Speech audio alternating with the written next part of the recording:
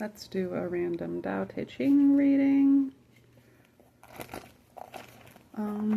What is the date today? The 18th? I think today's the 18th.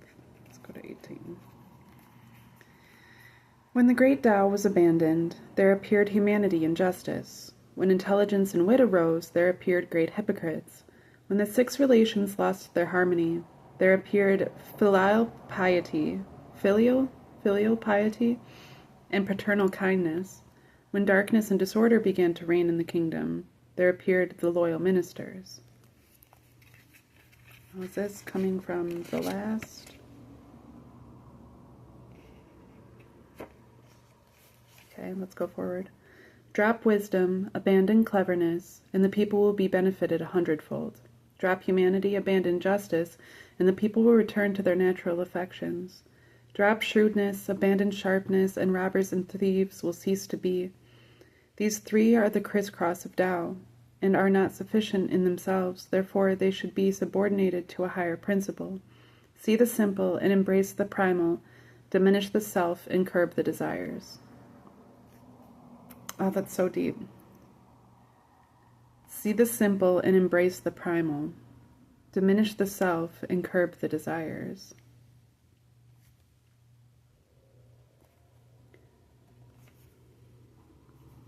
You know, this is something that I've been talking a lot about, this concept of coming back to oneself, coming to one's true self, not letting one's standards of morality and righteousness or one's accumulation of wisdom and skills or any other thing that could gain one's status be the defining quality in one's own personal value, but coming to the simplicity of oneself in order to be truly genuine above all. That genuine integrity is based on one's genuine self, not one's perception of integrity. That genuine honesty is what is integral, and that honesty isn't always what sounds the best or what looks the best or even what's received the best. It's simply what is just the most genuine. And to kind of move away from these high standards of morality in order to embrace what is true first, so then you can move forward into a higher state of living.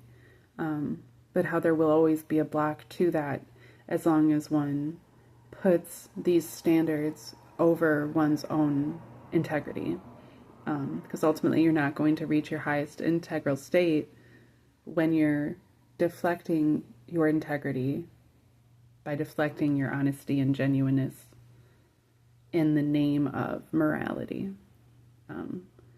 which ultimately just becomes in the name of superiority, right? Even to one's own self. Maybe you're not trying to be a highly moral person so that you can be better than other people. Maybe you're just doing it so that you can be better than the self that you have recognized that one is capable of, you know, like the lows that you have recognized that you're capable of, and just trying to be better than that. It's not that that isn't a just endeavor either. It's just that it's not the most integral endeavor.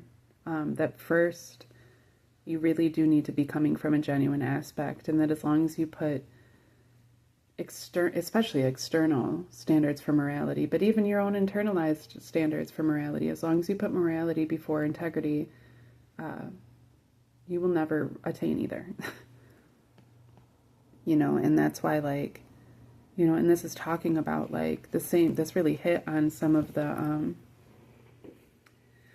things I've been struggling with when it comes to that, because I came recently to this understanding that, like, the more I take on this high state of being at this time in compromise of my truest self, I can reach great heights, but they're not, what I'm not doing then is setting an example of how to get there. I'm somehow separating myself from myself in order to reach these heights, and thus I'm supporting a standard of being in which the essential point would be to dissect oneself from oneself, which I don't believe is true. Again, like, these things aren't ultimately, my legacy isn't ultimately standing for my belief system, which is a division I'm not trying to support in with my reality, right? If through my example I show that in order to reach the precipice, you must beat yourself down, you must separate from yourself, you must forgo all goodness in the world, all blessings, all enjoyment, just to reach this point, who will follow me? Who is going to be like, oh, you know what? Yeah, I'm going to start beating the shit out of myself, and I'm going to stop receiving good things from the universe, and I'm just going to let myself become completely disintegrated in order to reach this. If you want to, there's Stoics that will do that, but generally people doing that, and even my own self, that's coming from a point of ego that has stated that morality is somehow higher than integrity, because that isn't true.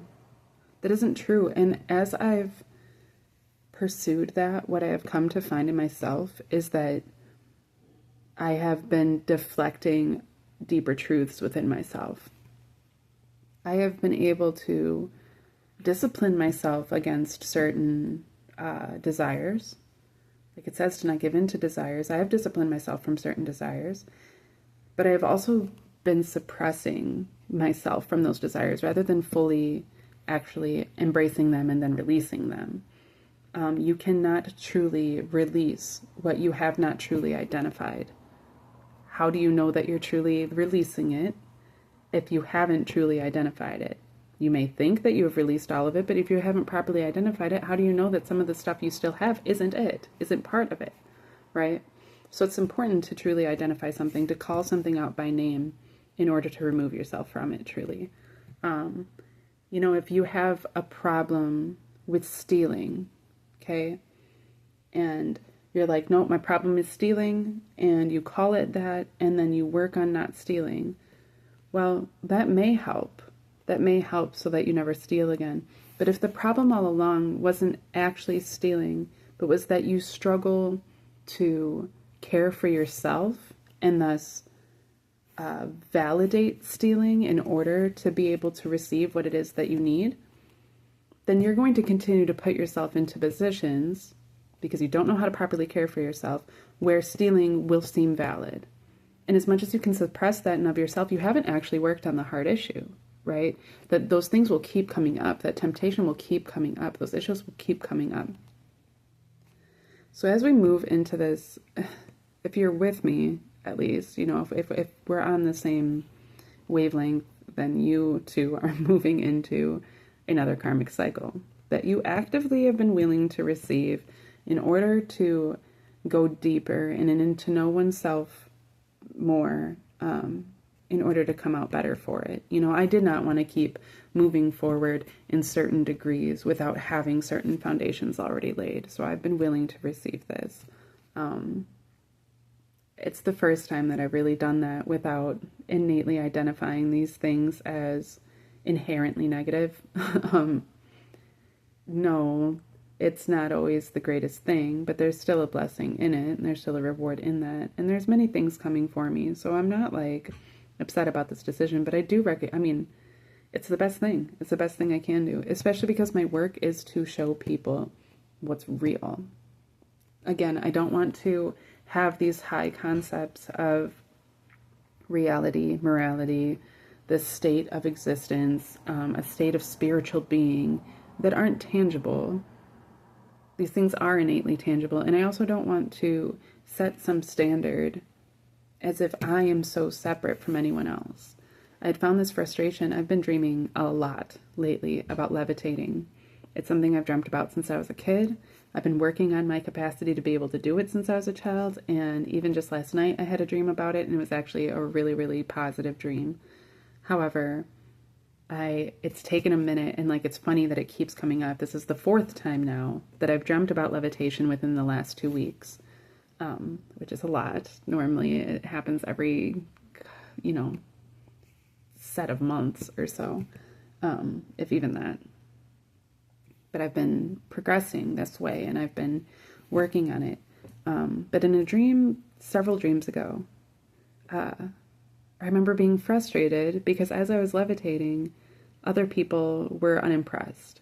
And they were unimpressed because they were like, yeah, but you're already in that position. You've already done the work, or you were already preset to be able to do the work that puts you in this specific position to be able to just do that much easier. I was trying to show people, like, if you crouch in this certain way, and if you level and balance yourself out this certain way, and if you do it this certain way, then you too can do it. My whole point in levitating around these people is to show them that they can do it too.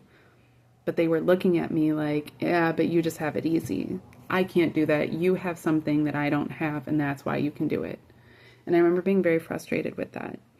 But I've taken that, and instead of projecting that frustration onto others, these people in my dreams, okay, right? So that's not actually them doing it. It's all me. And it's all a projection that I'm putting out there to begin with.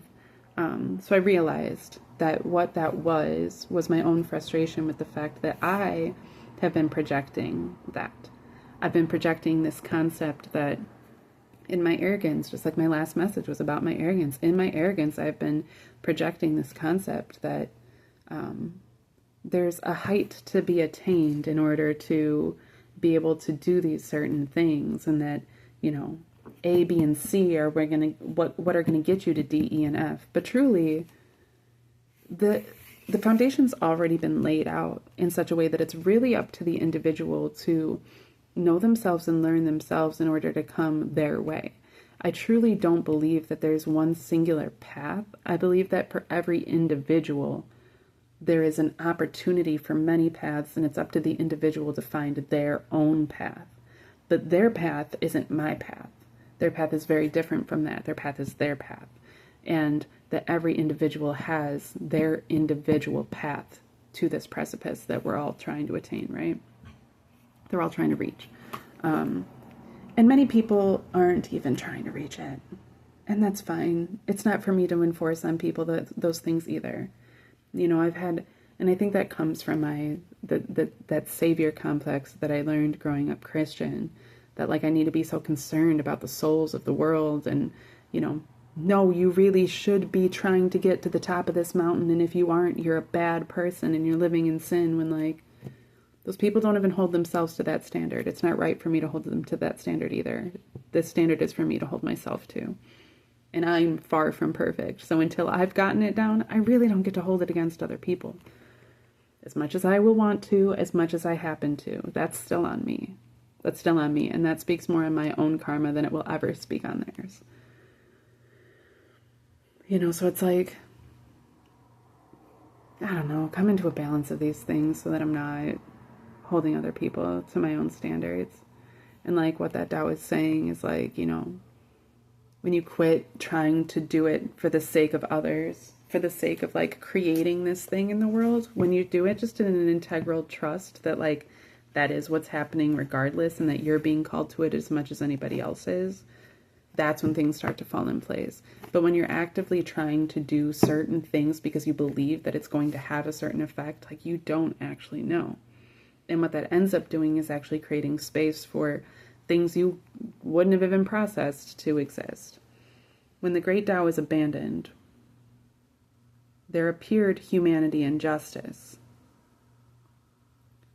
Largely in part because when I move away from my standards of morality and superiority of spirituality, then I find, like, in the same sort of concept, when I moved away from the concept of evil, I suddenly found that all things actually truly exist within a great balance.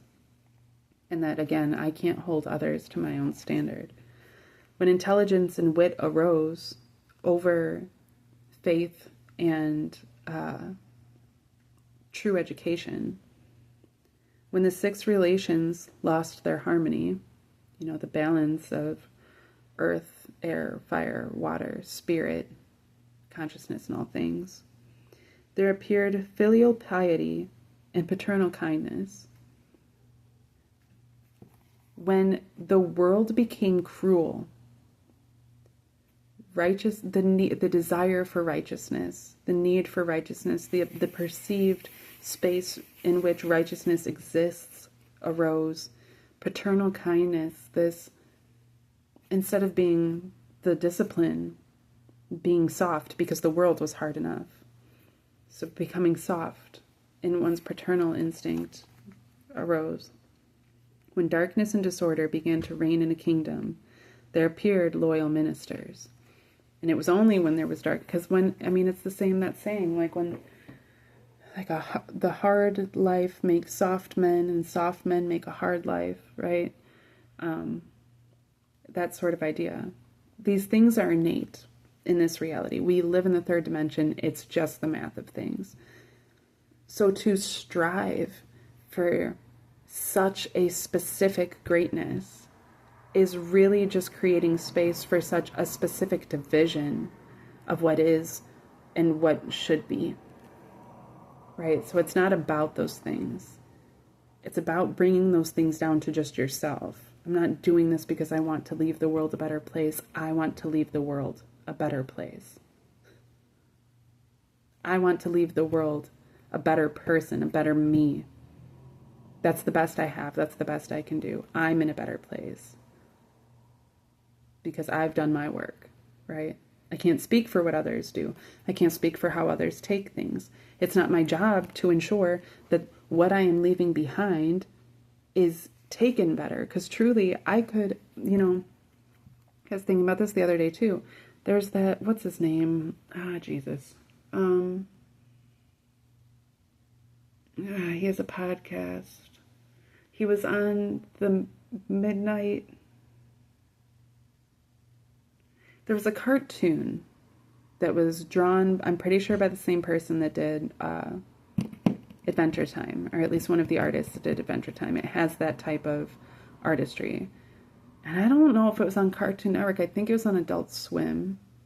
I think, but it could have been on even something else. I don't know for sure. I think it was on Adult Swim, and it was called Midnight Something. And it was essentially this dude's podcast. And I can't think of this dude. He's a comedian. I can't think of his name. But he has his own podcast, and essentially it was like him going through a very real part of his podcast, essentially his podcast put into illustrations. But he was going through a very real experience of losing his mom. His mom had gotten sick, and then he was losing her. I think she was actually on it as a voice actor on it for a period of time, and then I'm pretty sure that he lost her, I think, to cancer. I don't know for sure, but like the whole thing revolved around these extremely deep concepts, and so much of it was for the fact that she had been a child psychologist. So he grew up with his mom being a child psychologist, right? And she was extremely in-depth and very thorough and very loving and compassionate and kind and wise. And it was kind of a way for him to offer the world her teachings the same way that she had offered them to him. And what was so beautiful about it is that, like, in it, you see I didn't watch much of it. I had friends that did. But I've seen bits and pieces of it that definitely were moving to me. And I know this guy, Duncan something. I've seen him on Joe Rogan. But he was very human, where he almost had put his mom on this pedestal of being bigger than life. For her love, and he just loved her love so much, and it made him who he is today. But he also just saw it as being something so much more than even he could kind of know what to do with, and he admired his mom for that, and you could tell very much so that he very much admired his mom in this whole thing, and just the way that he talks about her and the way that she communicates and things. And I see, like, I've listened to him now recently. He's come up on other podcasts, and, like, he's, like, reaffiliating himself more. Either he started a new podcast or something, or he's just become more popular now than, maybe not than he had been. He's just somehow come back into my view, right, on social media with all of the comedian stuff. And I've seen him, like, he's not, I had recognized him for being extremely deep and talking about these same sort of things that his mom had talked about, these aspects of psychology and human development and social relations and stuff. And lately, he's kind of just been a total jokester, and everything's been highly satirical. And I remember for a second, like, hearing him and being like, it's crazy to think, like, that his mom had put all of her work into being who she was, and then she had him, and then she was passing that down through him, and, like, to see that, like, he didn't just take that, like, she had done it, and then is now doing... He did with the animation. I'm not saying that he didn't, but, like, to see what he's doing now, like, it's so far from what his mom was doing, right? I'm not saying that like a bad thing, but, like, it was interesting to me just because it's this concept that, like, I could do all of my work to become the most perfect person I could be, right? Like, just so that I can offer all of my very, very best in every degree and in every aspect. And then I could have a child that I have intentionally so that I can put these things into so that they can then continue my work after I'm gone, right? And take this inheritance that I give them and then make the most of it as they continue forward. And there is no guarantee of that. There's no guarantee of that whatsoever. It doesn't matter if I work very hard to find the perfect partner that also embodies these things, that cares just as much as I do. And then we have this perfect seeming being that is supposed to be this perfect accumulation of all of the work that we've done in order to give birth to this child. Like, and then we do the perfect work in order to be the perfect parents, in order to give them the perfect theology, the perfect life, the perfect sense of self. None of that is a guarantee. First off, that's all impossible to begin with, right? But even if it weren't, there would still be no guarantee that they're going to take that and do with it what I would have intended for them to do with it. That would not be perfection if it were, right? Perfection would be that it on its own did those things. Not that I somehow was forcing it or controlling it. I'm so blessed that I don't have children, because Lord knows that would have been my tendency to just be far too controlling out of my PTSD and my insecurities. And I just would never want to pass those things on to the next generation that way. I do feel like I can do more in the position that I've had thus far than I would have been able to had I had a kid by now. But at the same time, like, it's just an interesting thing, because even that speaks on this concept of high purity, of perfection, of high morality, high virtue, that those things are mostly conceptual, and that they matter to the individual, but it changes over time. It truly does. It changes according to the standards of society and to the individual, according to the individual in which those things take shape. And, you know, every individual is going to express themselves a different way. Even if you have two perfect individuals that perfectly understand a concept and then wish to perfectly express it, they're still going to express it in two totally different ways. There's no way around it. And so much of the trick is, like, not adhering to these senses of perfection, but to rather adhere to a sense of integrity, true integrity, honesty. It'd be better for me to be able to offer my truth as someone struggling with recovering from sex addiction than it would for me to pretend that I'm a chaste person that has never been given to such impurities. Because that's not me, and that's not true, and that's not honest, and it's not even out of the fear that people may eventually find those things out. Granted, there's been a lot that I've put out into reality just out of fear that somebody else would find out, and I'm like, well, I'm cutting you to the chase.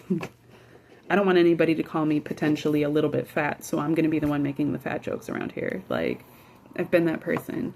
But it's not about that as much as it's about just being honest. Being willing to be honest, being willing to truly see oneself, being willing to, like, be humbled by the reality of things. Being willing to accept when somebody points something out that you never recognized in yourself. And to be like, well, hold on, I don't fully recognize that myself. But the fact that somebody else recognizes it potentially means that it is something that I am expressing. Maybe that's just a projection from you, but it's worth it for me to look into myself and really figure out if maybe it's something that can be said of me too. Because if it is, and I don't want that to be true, I have to do the work to ensure of that. I can't just demand that other people stop seeing what they see in me, you know? So that's the issue when it comes to a lot of these things. You know, being integral, having integrity doesn't mean being pure. It doesn't mean being perfect. It doesn't mean having a high morality. It means being honest. It means being genuine. And part of that means embracing the fact that we're not perfect and that we are constantly falling short of our own ideals, let alone, you know, the high ideal of society or humanity. And it's in that, especially in this time and place, that we're going to find our deepest connections, so much deeper than we've ever had, because truly what we've had up until this point really is a lot of illusions. It's all illusions. It's all, this is what perfection looks like, and this is what it feels like, and this is what it tastes like, and this is what we're supposed to be appealing to. When truly, like, the people that I connect with the most are generally the people that, like, can share in my lowest points. It's also why I keep clear of a lot of different types of connections, or, you know, connecting too deeply, because I'm aware that a lot of it ends up being trauma bonds because I'm not fully healed yet. That's okay. That's okay. There's nobody here expecting me to be perfect. And if they are, they're not focused on their own selves and getting themselves to a better place, right? So, like, it's not about that, but, like, it's also about being able to recognize oneself enough to know how to not engage in certain things and why not to, and without judgment, you know, without casting. It's not for us to judge. We barely know how to judge ourselves properly, you know, and so love is always going to be superior to judgment. Grace is always going to be superior to judgment. Judging everything isn't going to help anything. You know, and that's, even if I pull away from Christianity, like, I still have those tendencies in myself, and, you know, those are the things that I'm still working out, and, you know, that's where we're at in this space and time. That's fine. And that's fine. But it is better to be honest. It really is better to be honest. You don't like a certain type of person just for the way that they look. It's better to be honest about being that petty and shallow, and to just embrace that really is petty and shallow, but to embrace that, than it is to try to act like you're not that and then overcompensate for that to the point so that other people don't think that you are that either, and then end up projecting your toxicity behind your mask, you know, into safe spaces where you're the one making them unsafe. You know what I mean? Like, if you really don't like something, it's better to acknowledge that you don't like it and to just accept that. And if other people don't like that, so be it. You know? But it's so much of this, like, this is really how it's supposed to be, and this is what's real, and this is what isn't, that's driving us into a very unsafe space socially. And I don't like to see it. I can handle people not liking me because I'm a woman, or not liking me because I'm white, or not liking me because I'm not fully white, or not liking me because I'm not rich, or, you know, those things are a lot easier to break down than somebody, you know, pretending those things while they're secretly trying to gain some sense of control. And if we don't want people like that gaining that control, we have to be very honest within ourselves so that we can sense those things properly. Because if you're in denial of who you really are, you're going to be making space for the same sort of thing, right? And like I said, like, as long as I'm supporting that there's, like, these high standards of who I'm supposed to be, I'm also supporting that that's something that exists in the world at large. And that's not the standard I'm trying to hold others to. I just want people to know themselves. I really think that that is the foundation we need to be hitting first and foremost. And I can speak that all day, but if I'm not actually living that way, then what is my example other than a hypocritical bullshit projection of what I wish things would be while I'm not willing to do the work? That's not the legacy I'm trying to leave behind. So I have to be willing to be held accountable. I have to be willing to see these things for what they are. I have to be willing to take on this energy and to work it out. The best I have is to be honest about it. That's all I got. That's all I got.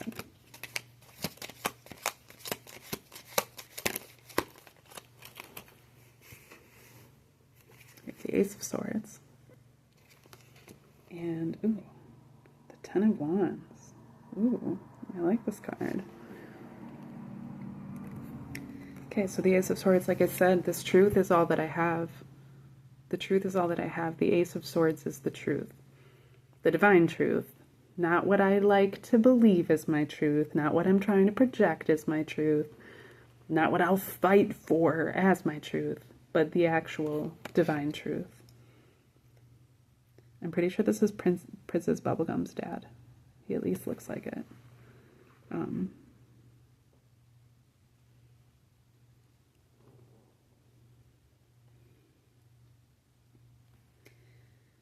then the Ten of Wands. I like this card. It probably because I'm very hungry. But this giant owl has 10 shrimps on skewers. Shrimps and sausages. Shrimps and sausages. That sounds so good. Okay, so that's speaking on an abundance for sure. And this is a luxurious abundance, let me tell you. Oh my goodness, if I had... What do we got? We got 4.5 sausages and 5 whole shrimps. And these are big shrimps. These shrimps are the size of the sausages. And this is a big owl. Okay, so these are big. These are normal size sausages with some big ass shrimp. And they look good. Good. They look good. I imagine that it's just like plucking them right off the grill. It's making my mouth water. I'm so hungry. As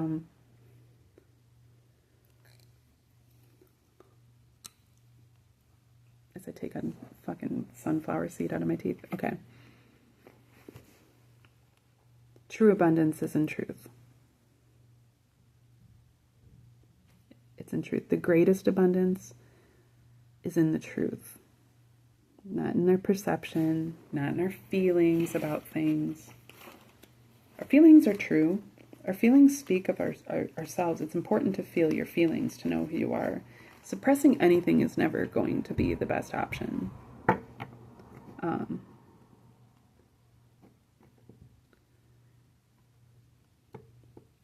Okay, off this card, I'm also getting a sense of indulgence.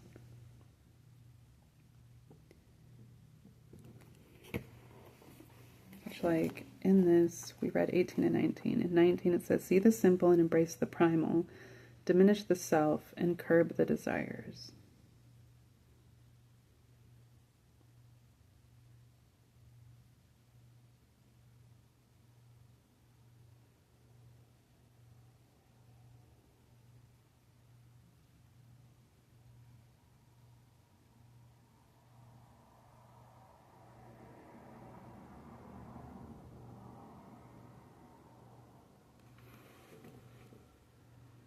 Drop wisdom, abandon cleverness, and the people will be benefited 100-fold.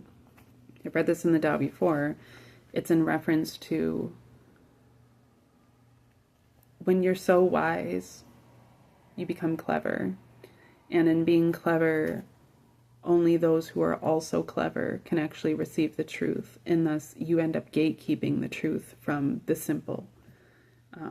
So when you aren't actively striving for those things, you're actually creating a space for the people at their lowest to be able to gain access to those things. Drop humanity and abandon justice, and the people will return to their natural affections. And it's not speaking on natural affections here as something to turn away from in the way that it says diminish the self and curb the desires. Natural affections are base core aspects of self. And when you're seeking community, you also seek justice. There's no way around that. But there is a level of judgment in that ends up separating oneself from their own natural state. And again, like, this is a balance, but like when you let things get overboard, you can tell yourself, like, yeah, but it's the good things, and the only things that are falling overboard are the bad things, when truly the notion to identify anything as good or bad definitively, especially based on your own concepts of things, is disillusioning at best. Drop shrewdness, abandon sharpness, and robbers and thieves will cease to be. I talked before about that too, where like, when you aren't seeking the greatest things, then people won't seek the greatest things from you.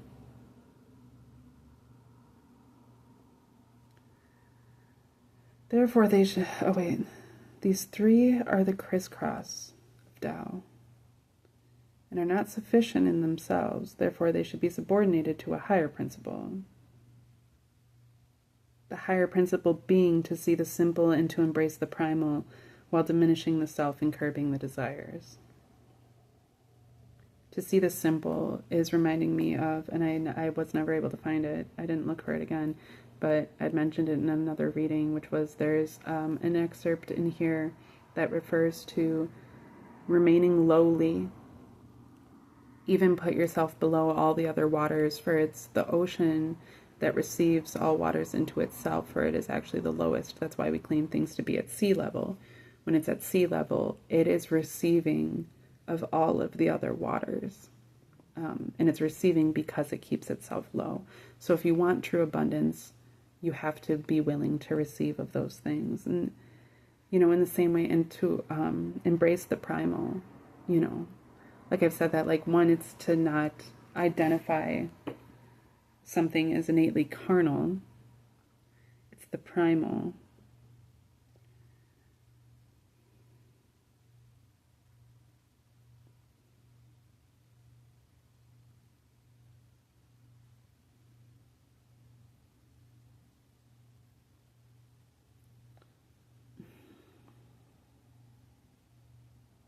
But the simple is like the opposite of indulgence. The simple is the truth. The primal is the indulgence, is the desire. The simple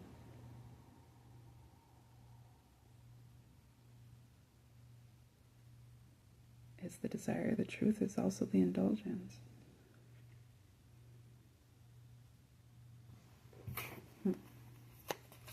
These are deep concepts. I should probably stop expecting everybody just to be able to get it, especially by themselves. I mean, I was raised in deeply theologic churches that didn't make much sense to me, and so my family would also spend every Sunday in discussion about theology, arguing, defending theology, and I mean, and that was just Sundays. Like, we also went to Christian schools and Christian churches on Sunday nights and Wednesday nights, where like theology was constantly being pumped into us. And so the state of our general conversations revolved around theology, especially as we were being raised, because my parents were very apt on, this is a developmental period and it's our responsibility in order to teach you how to develop properly. And these are the standards in which we have to do that with. So those things were constantly coming up in our household. Then, like, as my brothers got older and started to question those things, I had been trained not to question, and I didn't, because I wasn't rebellious growing up. I was extremely obedient.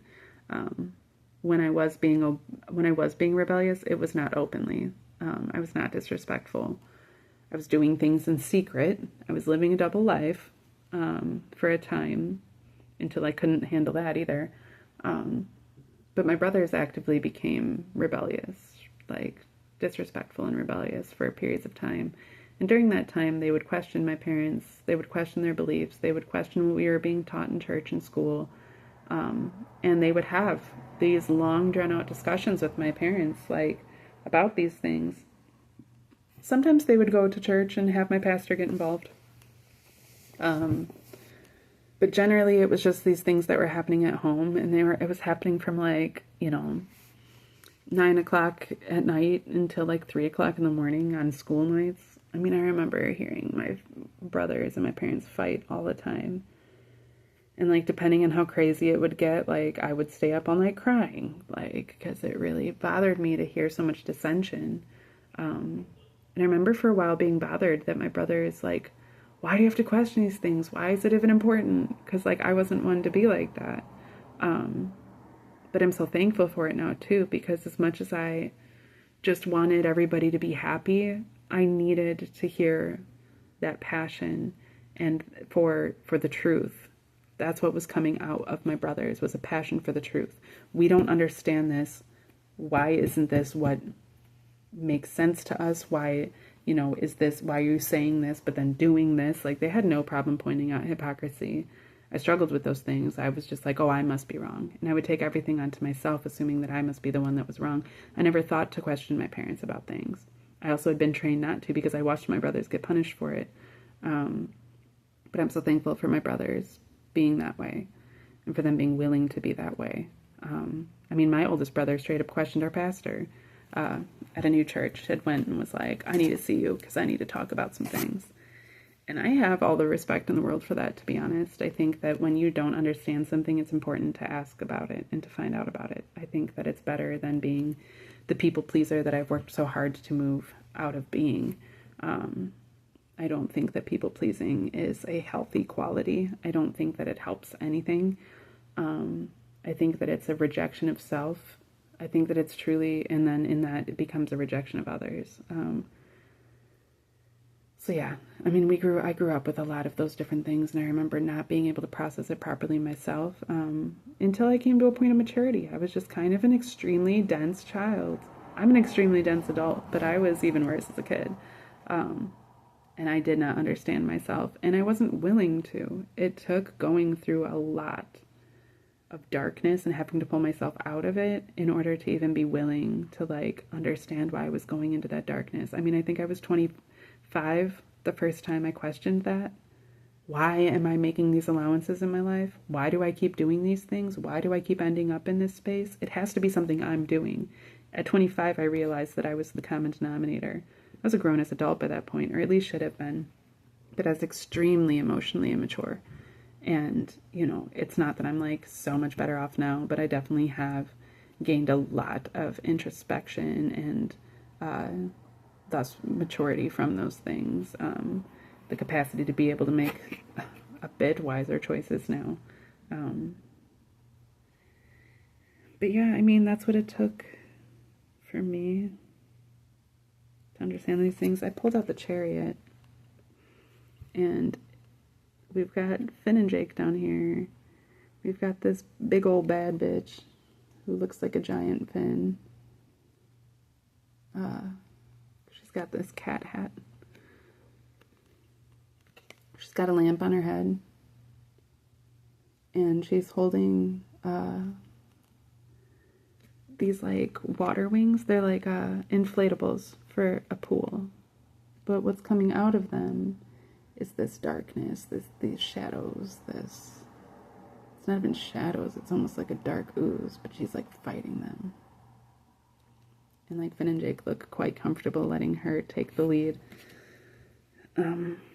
in order to fight these things. And it's almost giving me the sense that, like, she has the lamp on her head because she has an internal wisdom. And because of that, she's not afraid to not only fight these things, but to use them for everyone's benefit. And that's why they're able to trust her, because they've seen that, like, not only is she strong enough to overcome them, she's strong enough, like, it's not only like she's gone and slain a dragon. She came back riding one, having trained it how to be of use at this point. Which I think speaks a lot greater on somebody's strength.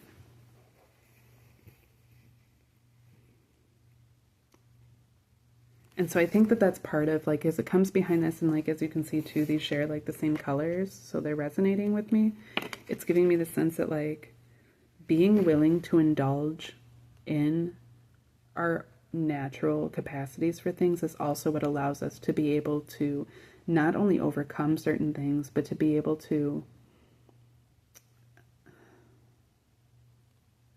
what would be the right word, to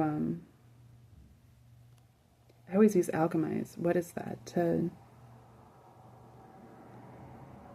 to alchemize things, to turn things into for our use. You know, there's nothing that goes to waste. These things are, I can indulge in these things, one, because I trust myself, two, because I know that I've earned this, I have the right to do this. Like,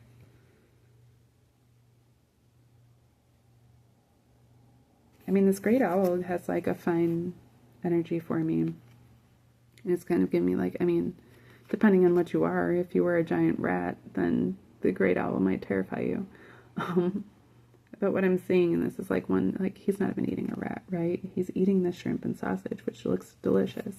And it looks like it'll be quite a filling meal. And so it's part of that too.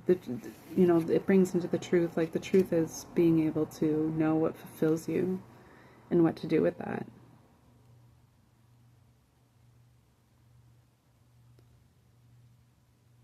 Which is reminding me, like, and I mentioned in another reading too, like that verse that I have in a song that says, you consume sustenance and it corrupts. So like even something that's meant to be good for you becomes waste after you've consumed it, if all you do is consume it. But if you are resourceful, you can consume corruption and turn it into sustenance. You can take what would be considered waste and use it for your betterment, instead of just leaving rotting dragon corpses all over Skyrim. You're inhaling their souls and using their bones for something better, you know. You are Dragonborn after all. If you're playing the game, everyone is Dragonborn. Everyone who plays the game is Dragonborn. That's what's so cool about it. There is only one Dragonborn, but everyone who plays the game is that one. There's only one Neo, but everyone who enters the Matrix is that one. They're all the same. You are all the chosen.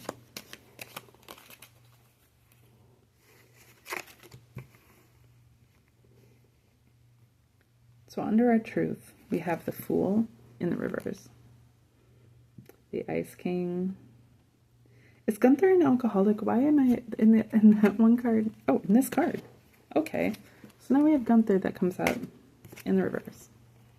King of Wands, King of Cups, King of Cups. But this little guy, I think, is this little guy.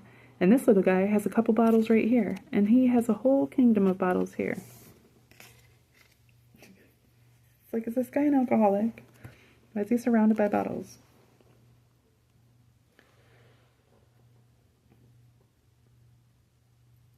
So these are almost, I'm going to have to take one more set underneath this.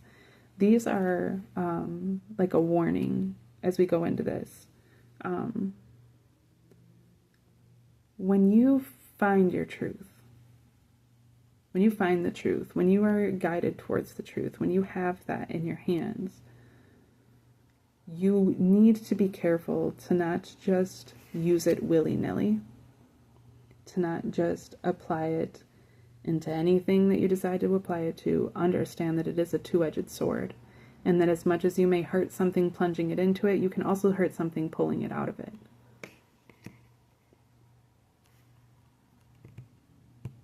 Okay, like there's a reason that the Ice King is a fool in this, and the reason that it's that these are in the reverse is because these are a warning. The reason that this one, even though it's upright, is in this line is because they're all kind of a warning. It's just supposed to be read in the upright. But what I'm getting is these being a warning, and it's to not to be wise. The Ice King is not known for being terribly wise, to be honest, and this is a reminder to be wise with how you use the truth, what you do with it, how you apply it, which is also like exactly what was being said in the Tao Te Ching. Like, just because you have wisdom, to have wisdom and not know what to do with it might as well be to not have wisdom. The Ten of Wands, like I said, is indulgence, but it gives me the sense of good indulgence because it's moving into knowing how to use everything at your fingertips for good or for better. But it's also a warning to not become overindulgent, right? Like I said, this dude's practically an alcoholic. He is surrounded by bottles. Well, they're all beautiful green bottles, and I'm pretty sure he's just collected them in order to have his Emerald Kingdom. But I'm receiving it as just a warning to not become overly indulgent in one's own material success, in one's own concepts of wisdom, in one's own, like, you know, I've got such a powerful entity behind me, so I can do whatever I want. I have the love of this person or this thing. I have this skill. I have these qualities. I have this status. Don't become overindulgent in any of those things, and don't let those things become your identity. Also, in this, like, being able to use what has been perceived as darkness for your benefit, in being able to, you know, use your wisdom and skill to harness such things. Don't become overly confident in the comfort and abundance that those things bring. This is a symbol of comfortability and abundance, and being able to feel completely set. And it kind of goes into that, you know, even if you're handed the entire world, you know, it's not for you to be settled in that. What are you going to do with it? You know, you climb through hell in order to make it all the way to earth. For what? Just to settle there? Just to be comfortable and confident? Well, no, this is a warning. This is a warning. And it goes deeper. Let's find it deeper.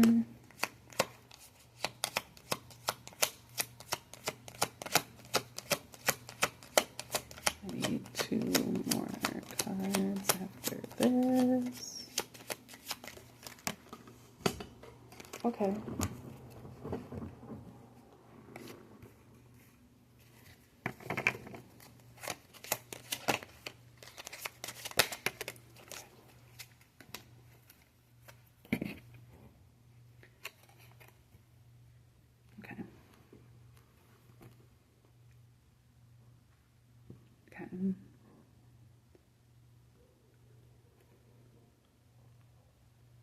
So this is what we're moving into.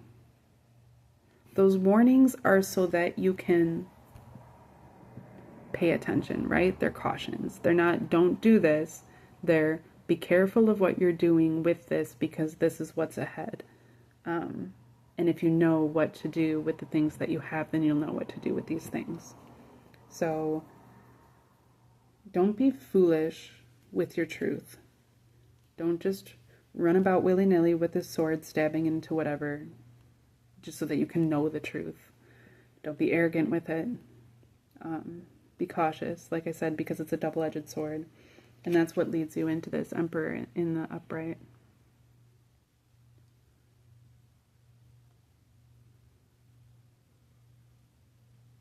Jake has such funny things in his kingdom. He's holding onto a pickle, and then he has a sword. I don't know why exactly he's dressed like this, because he's got this face that looks like kind of... Nah, he's looking over here at the Wheel of Fortune in reverse. And he's looking confident, but he's also looking like determined. And so it's that too. I mean, even in the Ace of Swords, like, this is a very determined face. Being determined is going to get you everywhere. But being foolish in the sense that, like, oh, I'm so determined that I have to do this and do this and do this, that's not going to be helpful. In the end, the determination. Jake is actually known for being quite determined. He knows what he likes. He knows how to move within those things. He's very flexible. He's very brave. He's very courageous, but he's also very silly, and he enjoys nice, light things. He's not greedy. He's not materialistic. The things that he enjoys tend to be things that bring him nostalgia, that bring him a sense of enjoyment, or, like here in his kingdom, it's filled with hot dogs and hamburgers. And it also has like old cassette tapes and stuff like that. And so it's kind of embracing the truth is also like embracing, like it said, the simple, and to not be given to one's desires. You could easily desire more, but it's a reminder of not coming into those things. Like I said, we have indulgence and the warning to not become indulgent. There's the wheel of fortune here, and it's in the reverse. And in the upright, this peppermint guy don't look like he's up to no good at all. He's got a snake in his right hand, and he's got a very thorny branch in his left hand. There's also all of these sorts of beastly things around him. And so in the reverse, it's kind of like, because the wheel of fortune, the definition of fortune isn't just innately positive. And if it's turning in your favor, that's great. But that doesn't necessarily mean that it's just turning towards you receiving a whole bunch of riches. When it turns in your favor, it means that it's turning in the sense of you receiving justice, you receiving goodness, you receiving positive judgment, you receiving comfort, or just not receiving all of the negativity when it's turning in your favor. But like often people will perceive that something is turning in their favor because they're receiving material reward, not aware that that material reward is actually leading them into a state of depravity, like we have here in this card.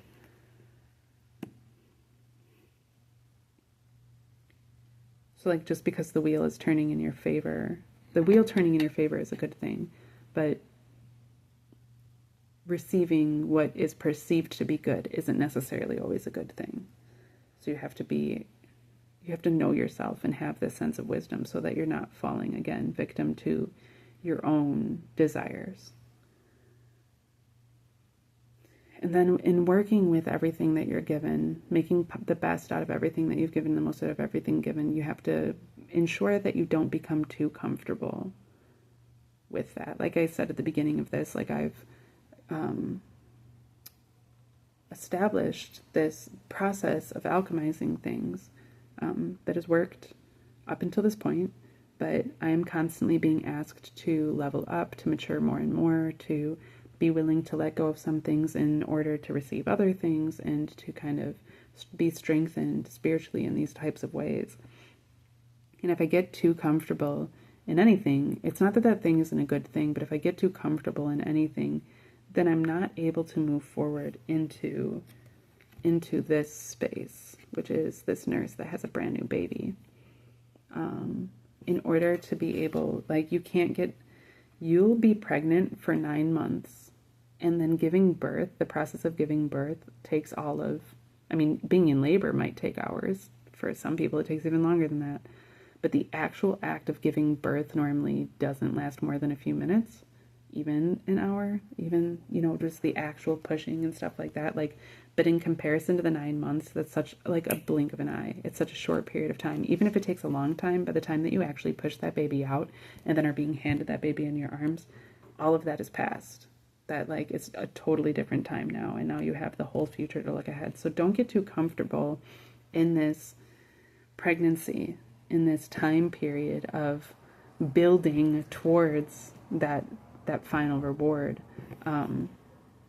Because one, if you get too comfortable, you'll not be able to use all of the pain in order to benefit yourself that way. And it's important to be able to do that, because giving birth is an incredibly difficult process, whether metaphorically or physically.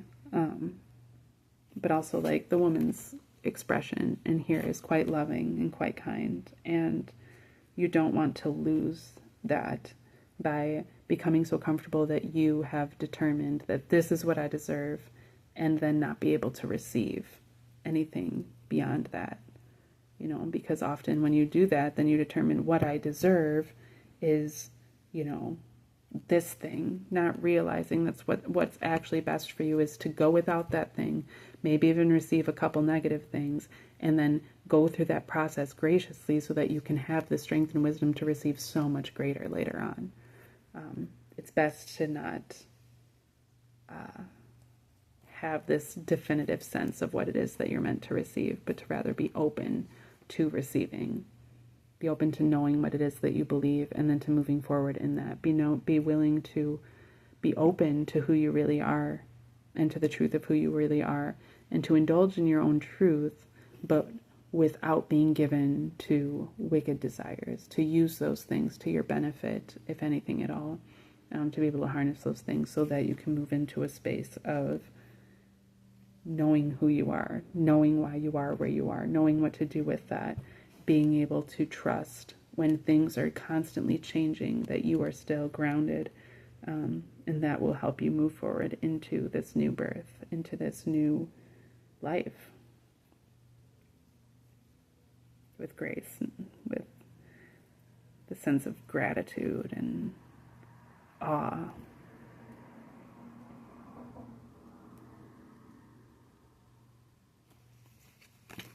Okay. That's what I got for this one. Thanks for listening. Hope this was a blessing, and I'll see you in the next one.